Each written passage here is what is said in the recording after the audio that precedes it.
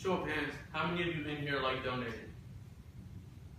What if I told you there's a way to donate something without it costing you any money and you could also possibly save lives? Sounds pretty nice, right? Well, I'm talking about donating blood. The need for blood right now all around the world is tremendous. According to the Blood Centers of the Pacific, more than 4.5 million patients need blood transfusions each year in the US and Canada. Hello, my name is Sada Khani, and I'm here to persuade you all to become blood donors. Today, I would like to talk to you about the need for blood donors in our country, how you can become a blood donor, and finally, how others will benefit from your donation. What if one of the people needing blood was someone who you are close to in your life? The need for blood donors in this country is growing at a rapid pace, and it is very easy for a person to go and become a blood donor whenever he or she chooses. I will first begin by telling you the need for blood donors. People not only in America, but all around the world need blood donors who will help them survive. The problem is that there is an inadequate supply of blood and a great amount of demand for it. In other words, the amount of units needed is way less than the amount of units received. The American Red Cross states that every 2 seconds someone in the US needs blood, which is equivalent to 30 people in a minute and 1,800 people in a second. 1,800 people in an hour. According to America's blood centers, less than 10% of the population eligible to donate blood annually does so. This is why we do not have the amount of blood we need for our patients. By not donating blood, we are being selfish to others who are in dire need of blood. In other words, we are playing with people's lives. Now that you are all fully aware of the need for blood donors and have decided that you want to donate blood, let's move forward and talk about what it takes to become a blood donor. Becoming a blood donor is quite easy and does not require a lot of time. The first step is to find a local blood drive in your community. This isn't hard at all because communities often hold blood drives very frequently. When arriving at the blood drive, you are required to register. During the registration process, you are asked to show a valid form of ID and are entitled to answer a list of questions given to you by the blood drive host. Although it is very easy to become a blood donor, there are a few requirements to be eligible. According to the American Red Cross, blood donors must be in good general health and feeling well, be at least 17 years of age in most states, and weigh at least 110 pounds.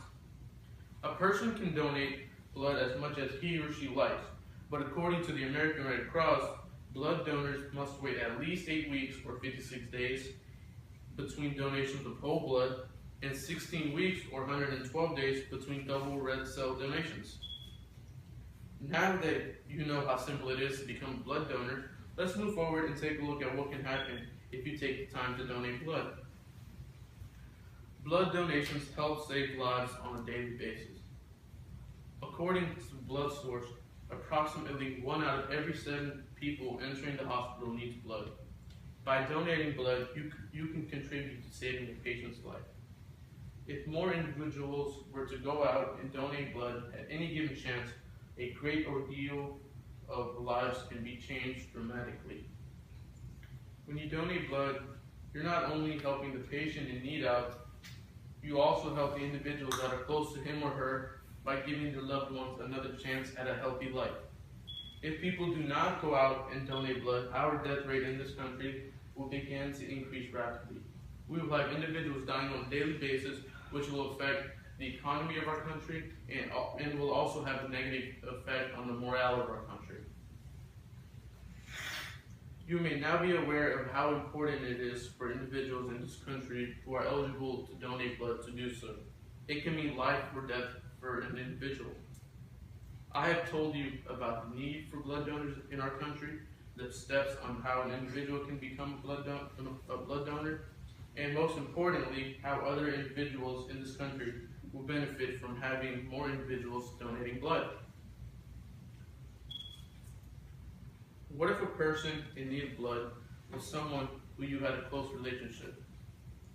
Imagine that person being either your mother or your father. Wouldn't you want your mother or your father to have a blood donor? I'm for certain your answer is yes. Like you, there are hundreds of thousands of individuals who have loved ones that are in need of blood. It is our responsibility to give back to those who are in need. We are blessed to be given healthy lives and should take advantage of it and donate as much as we can. There is a famous quote by Arthur Ashe: "From what we get, we can make a living. What we give, however, makes life." By becoming blood donors and consistently donating blood, we give others the chance to regain their lives, and that is a gift that cannot be beaten. Are there any other questions? I have a question. Yes, sir. So what are the requirements to be a blood donor again? You must be 110 pounds, at least 17 years of age, and also must be in good general health and feeling well. Alright, so I have another question. Yes, sir. Let's say I'm an alcoholic. Would it be recommended for me to donate blood? No, it would not be recommended because there still would be amounts of certain amounts of alcohol inside of your blood. So it's best to wait till the alcohol clears out of your system, then you should go ahead and donate blood. Thank you. Any other questions? Yes. Yes, sir. Can I donate if I have a tattoo? Yeah. What if I smoke cigarettes? It is not recommended to donate blood if you smoke cigarettes. Any other questions?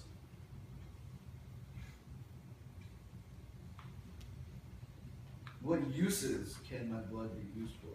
Your blood can be used to, it can go to cancer patients, people who get into car accidents and have a severe loss of blood, and people who need blood transfusions. Any other questions? Thank you, guys.